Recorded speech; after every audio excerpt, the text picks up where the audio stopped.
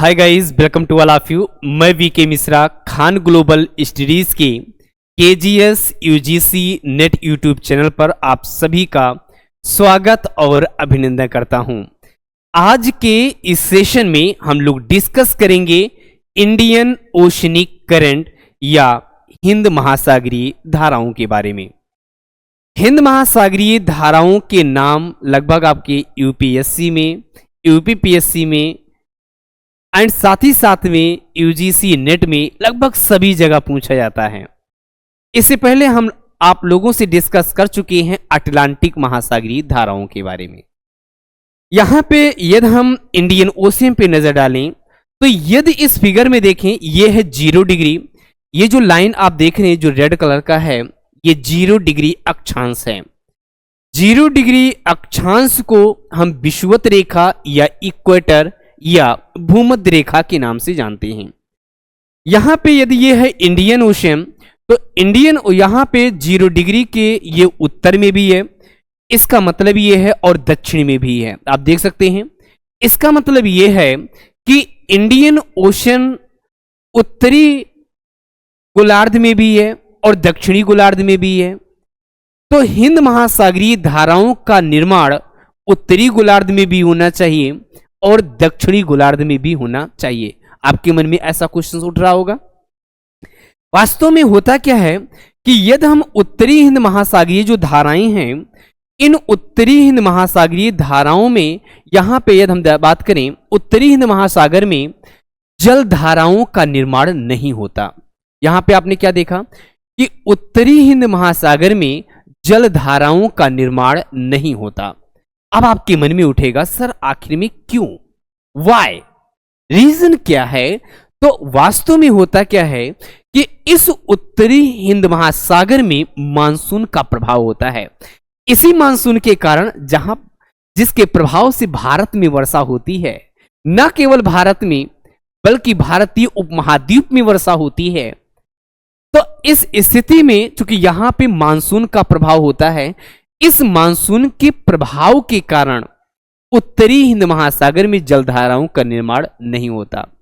इसी मानसून के प्रभाव के कारण जो दक्षिण हिंद महासागर में जलधाराओं का निर्माण होना था, वो दक्षिणी विषुवतीय जो जलधारा है, ये दक्षिणी विषुवतीय जलधारा अपनी नियत स्थान से 10 डिग्री दक्षिण की ओर बनती है। बेटा, अपना यदि दक्षिणी विषुवतीय धारा यहां पे बनना था तो यहां पे ना बन करके कितना 10 डिग्री दक्षिण की ओर बनती है, 10 डिग्री दक्षिण की ओर बनती है। और यदि हम बात करें 10 डिग्री दक्षिण की ओर बनती है, अब यहां पे देखिए, यदि विषुवतीय धाराएं दक्षिण की ओर बनी हैं, तो दक्षिण की ओर बनने के क्रम में अब इस प्रकार कुछ पूरब से, यदि हम बात करें, पूरब से पश्चिम की ओर प्रवाहित होती हैं। जब पूरब से पश्चिम की ओर प्रवाहित होंगी तो प्रवाहित होते हुए ये मेडागास्कर से टकराती, जैसे मान लीजिए प्रवाहित हो रही, आई मेडागास्कर से टकराने के बाद कुछ जल आप देख सकते हो पीछे लौट जाएगी। आप देख सकते हो यहां पे कुछ जल क्या होगी, पीछे लौट जाएगी। लौटेगी या नहीं, आप मुझे बताओ। जैसे जल को आप क्या करो, ऐसे हाथ से करो और छोड़ दो वहीं पे, तो कुछ जल देखोगे आप पीछे लौट आती है। तो कुछ जल पीछे लौट आती है, जिसे हम नाम देते हैं प्रतिविषुवतीय धारा। इसे हम क्या नाम देते हैं? क्योंकि विषुवत के उल्टा है, इसीलिए इसे हम कहते हैं प्रतिविषुवतीय धारा। अब समझते चलना है, जब ये मेडागास्कर से टकराई तो टकराने के बाद में, जैसे मान लीजिए ये है पॉइंट है, अब ये ऐसे मान लीजिए है, तो यहां से जैसे जलधारा कोई टकराएगी तो एक जलधारा इसके और एक जलधारा ऐसी। तो जब ये टकराती है तो टकराने के क्रम में ये होती क्या है, 2 शाखाओं में विभक्त हो जाती है। एक शाखा, ये जो आप देख रहे हो, ये जो पोर्शन है, ये भी जल है, जिसे मोजाम्बिक चैनल कहते हैं। तो मोजाम्बिक चैनल में होकर प्रवेश करती, जिसे हम मोजाम्बिक की धारा कहते हैं, जिसे हम क्या नाम देते हैं? तो आपका जवाब होगा सर मोजाम्बिक की धारा कहते हैं। और एक मेडागास्कर के पूर्व से होकर प्रवाहित होती है, जिसे हम मेडागास्कर की धारा कहते हैं। ये दोनों जलधाराएं अध्यारोपित होती हैं अध्यारोपण के फलस्वरूप मिलती हैं और जब दोनों जलधाराएं मिलती हैं तो जल का जो तल है वो उच्च हो जाता है और अब जल का प्रवाह उच्च जल तल से निम्न जल तल की ओर होता है, जिसे हम कहते हैं अगुलहास की धारा। हाँ जी, बिल्कुल सही सुन रहे हैं, अगुलहास की धारा कहते हैं।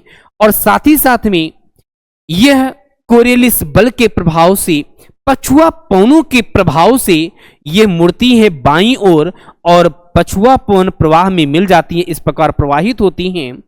और अब ये पश्चिम से पूर्व की ओर प्रवाहित होते हुए ऑस्ट्रेलिया से टकराती है और ऑस्ट्रेलिया के पश्चिमी तट के समानांतर प्रवाहित होती हुई विषुवत में मिल जाती है, जिसे हम नाम देते हैं पश्चिमी ऑस्ट्रेलियाई की धारा, जिसे हम नाम देते हैं पश्चिमी ऑस्ट्रेलियाई की धारा।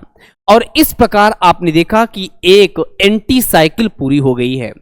अब इसी में यदि हम बात करें कि यहां पे देखोगे उत्तरी हिंद महासागर या उत्तरी हिंद महासागर विषुवतीय धारा का निर्माण होता है, आप कहोगे नहीं, लेकिन दक्षिणी विषुवतीय, ये क्या है, दक्षिण विषुवतीय धारा है। हाँ बिल्कुल सही है। प्रति विषुवतीय धारा का निर्माण होता है, हाँ होता है। ये दोनों गर्म जल धाराएं हैं। ये दोनों क्या हैं? आपका जवाब होगा कि सर ये दोनों ही जल धाराएं वार्म हैं। या मोजाम्बिक की धारा ये भी वार्म है, मेडागास्कर की धारा ये भी वार्म है, अगुलहास की धारा ये भी वार्म है, गर्म है। यहां पे पश्चिमी ऑस्ट्रेलियाई की धारा ठंडी है। सर आपने कैसे देखा? हमने बताया था कि यदि जलधाराएं निम्न अक्षांश से उच्च अक्षांश की ओर, लो लेटीट्यूड टू हाई लेटीट्यूड की ओर चल रही हों तो वो जलधाराएं गर्म होंगी, और ये जलधाराएं high latitude to low latitude की ओर चलती हैं, उच्च अक्षांश से निम्न अक्षांश की ओर प्रवाहित होंगी तो वो ठंडी जलधाराएं होंगी। अब यहां पे देख सकते हैं ये उच्च अक्षांश है और ये निम्न अक्षांश है, इसीलिए ठंडी जलधारा हुई। तो ऐसे ही जानकारियों के लिए बने रहें हमारे साथ, साथ ही साथ में खान ग्लोबल स्टडीज के साथ। ओके, तो थैंक यू सो मच। जय हिंद, जय भारत।